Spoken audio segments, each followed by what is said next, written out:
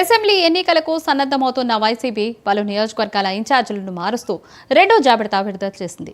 రాజం నియోజకవర్గ ఇన్ఛార్జ్ బాధ్యతలను డాక్టర్ తాలే రాజేష్కు అప్పగించింది.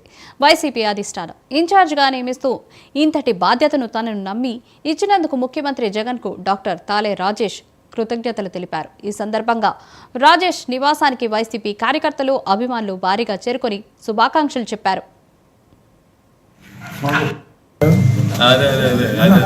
అంతే అంతే హాస్పిటల్లో ఉన్నారు సార్.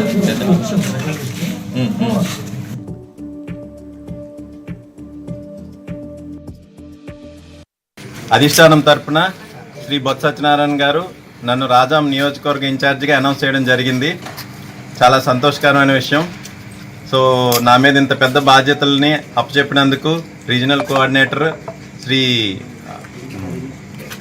వైవి సుబ్బారెడ్డి గారికి, నెక్స్ట్ బొత్స సత్యనారాయణ గారికి, బొత్స ఝాన్సీ మేడంకి, చిన్నశ్రీని గారికి, అలానే మిగిలిన ముఖ్య నాయకులందరికీ కూడాను పేరు పేరున ధన్యవాదాలు తెలియజేసుకుంటున్నాను.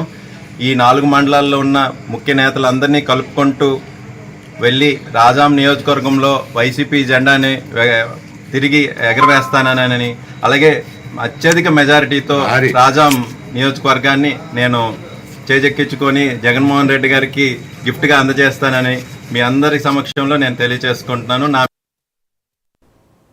తూర్పుగోదావరి జిల్లా గోపాలపురం మండలం వేళచింతగూడెంలో R&M ఫౌండేషన్ ఆధ్వర్యంలో